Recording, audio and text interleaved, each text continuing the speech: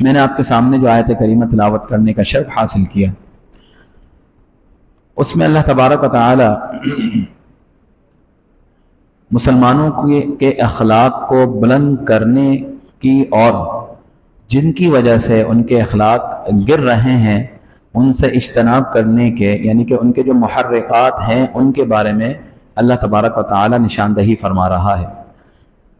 کچھ دنوں سے ہم اصلاح معاشرہ سے ریلیٹڈ ہی گفتگو کر رہے ہیں، اور چونکہ آج کے دور میں اس کی سب سے زیادہ ضرورت ہے، کیونکہ ہمارا معاشرہ اس تنزلی کا شکار ہو چکا ہے کہ ہمیں نہ اچھے کی نہ برے کی پہچان ہے، نہ چھوٹے اور نہ بڑے کی تفریق ہے، نہ برائی اور نہ نیکی کے بارے میں ہمیں جو ہے معلوم ہے۔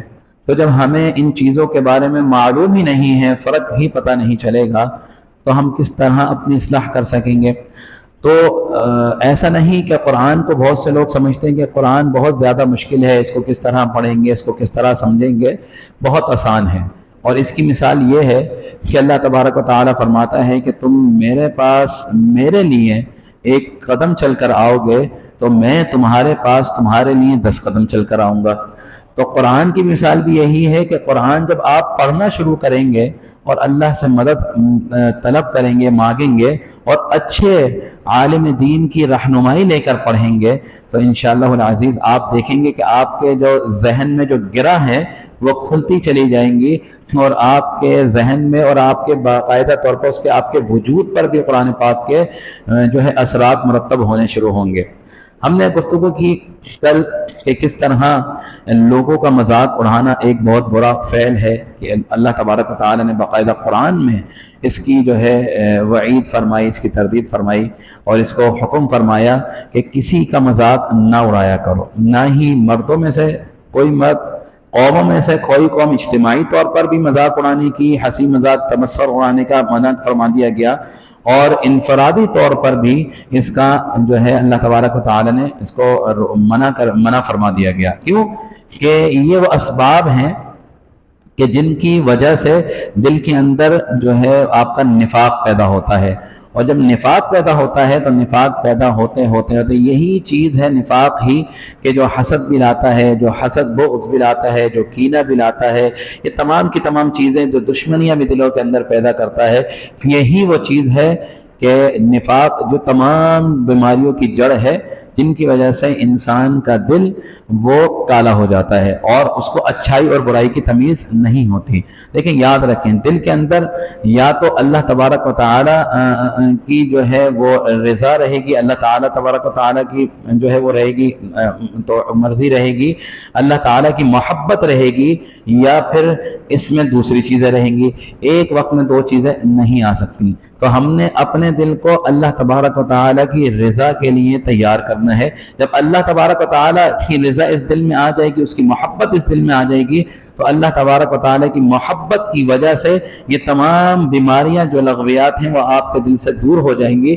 اور یہ جو دل جو ہے نا، یہ ماسٹر مائنڈ ہے، یہی آپ کے دماغ کو جو ہے ہدایت دیتا ہے کہ اب یہ کرو، اب وہ کرو۔ ہے تو ایک چھوٹا سا حصہ، لیکن آپ کے پورے اس وجود کو یہ ڈائریکشن دے رہا ہے کہ اب آپ نے کیا کرنا ہے۔ تو ہم نے اپنے اس دل کو کنٹرول میں رکھنا ہے، اس دل کو کنٹرول میں رکھیں گے، اور جس اللہ تبارک و تعالیٰ کہیں نہیں سماتا سوائے آپ کے دل میں سما جائے گا۔ تو اللہ تبارک و تعالیٰ کو اگر اپنے دل میں سمانا ہے تو اس کو پاک تو کرنا پڑے گا، اور یہ بہترین مہینہ ہے پاک کرنے کا، صاف کرنے کا۔ تو اب ایک اور لغو اور برائی جو اس معاشرے کے اندر بڑی عام ہے، وہ کیا ہے؟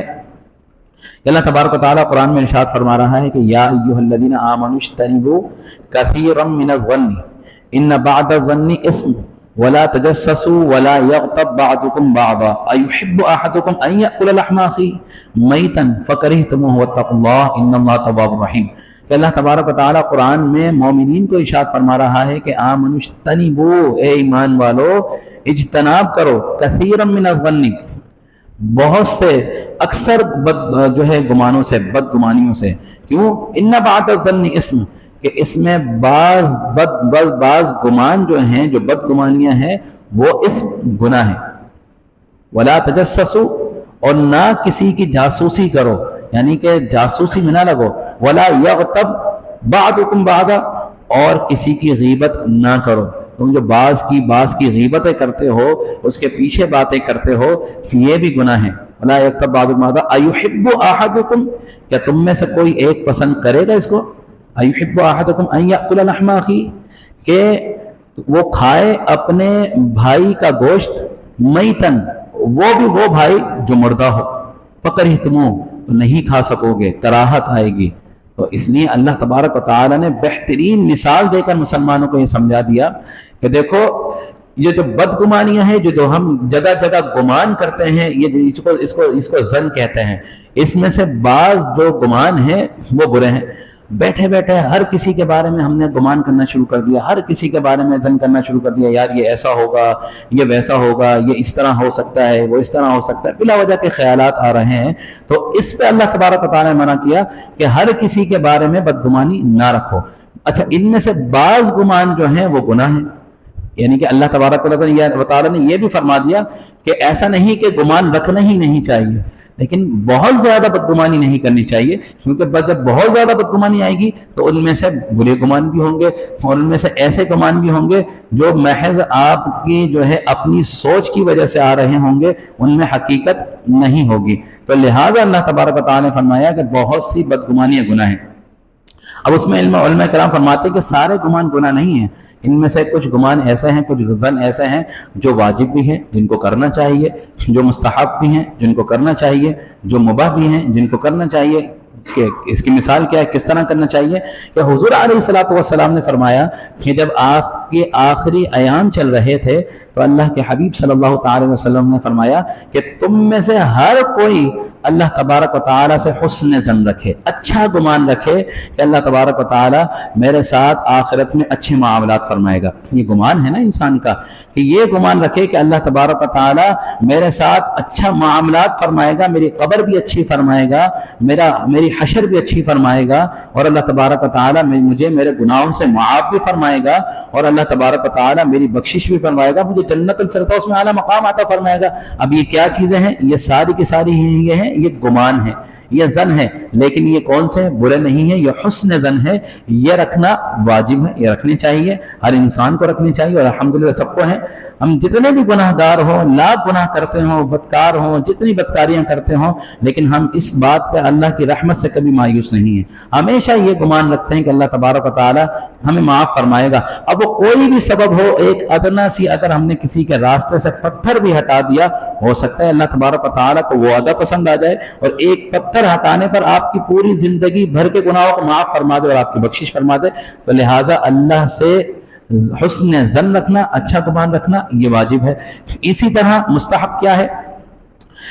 کسی بھی مومن سے جس کے چال چلن اچھے ہو، جس کے احوال اچھے ہوں، اس سے بھی حسن ظن رکھنا چاہیے، اس سے بھی اچھا گمان رکھنا چاہیے. کیوں؟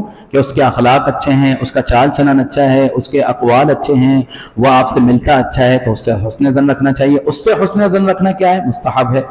اور ایسا کوئی شخص ہو کہ جس کے چال چلن اچھے نہ ہو، جس کے طور طریقے اچھے نہ ہو، جو معاشرے میں اچھا نہ ہو، جس کو ہم دیکھ رہے ہیں کہ یار یہ شخص صحیح نہیں ہے، یہ تمام کے تمام اس کی حرکات و سکنات جو ہے وہ منفی ہیں، ہو سکتا ہے کہ یہ برا ہو، تو اس سے جو ہے سوء ظن رکھنا، بدگمانی رکھنا یہ بھی مباح ہے، یہ بھی مباح ہے. لیکن اس پر آپ نے کوئی ایکشن نہیں کرنا کہ جب تک آپ کے پاس اس کے لیے کوئی دلیل ایسی نہ آ جائے کہ یہ آپ کو نقصان پہنچا سکتا ہے. ایسا نہ ہو کہ آپ نے صرف اپنے خیال کی وجہ سے آپ نے کہا کہ یہ مجھے نقصان نہ پہنچائے، میں اس کے خلاف کوئی کارروائی کر دوں، تو ایسا نہیں رکھنا، تو یہ مباح ہے. تو یہ مختلف معاملات تھے، یعنی کہ بدگمانی نہیں رکھنا، بہت زیادہ بدگمانی نہیں رکھنا، کیونکہ یہ دل میں شک و شبہات جو ہے وہ پیدا کرتا ہے. لیکن اللہ تبارک و تعالیٰ سے حسن ظن رکھنا کہ اللہ تبارک و تعالیٰ ہماری ان روزوں کی وجہ سے بخشش فرمائے گا، مغفرت فرمائے گا. اللہ تبارک و تعالیٰ جو ہے ہمارے والدین کی بخشش فرمائے گا، ہمارے اساتذہ کرام کی بخشش فرمائے گا،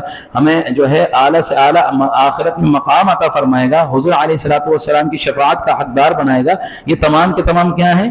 یہ حسن ظن ہیں، یہ رکھنے چاہیے ہر مومن مسلمان کے لیے، اور یہ واجب بھی ہیں.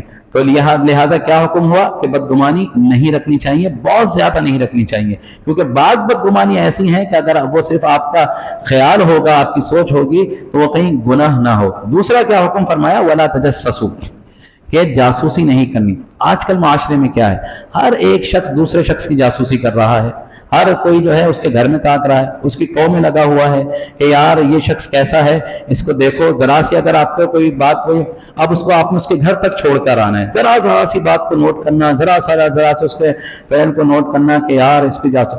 अल्लाह तबारक व तआला ने फरमाया वला तजस्ससू, किसी की जासूसी ना करो।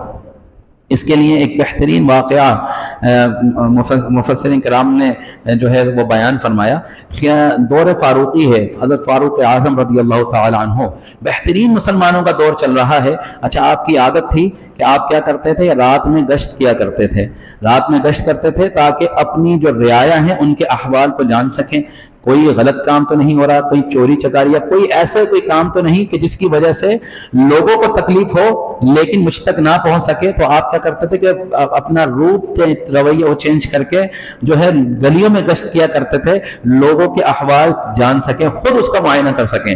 तो आप एक घर के बाहर से गुजरते हैं तो वहां से गाने की आवाज आ रही होती है, तो आप रुक जाते हैं।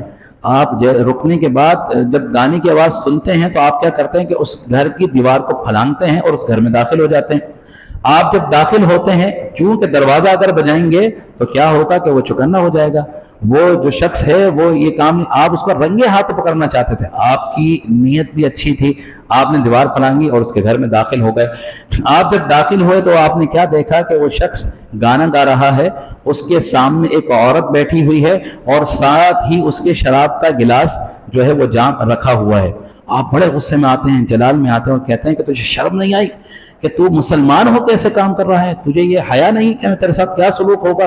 तो वो कहता है कि अमीरुल मोमिनीन आप रुक जाइए, आप जज्बाती ना हो, आप जरा तहम्मुल से काम लीजिए। मेरा एक गुनाह है कि जिसके सबब आप मुझे सजा देने के लिए आ रहे हैं, लेकिन आप ये देखिए कि आपने अल्लाह तबारक व तआला के तीन अहकामात की जो है ना जो है खिलाफ वर्जी की है।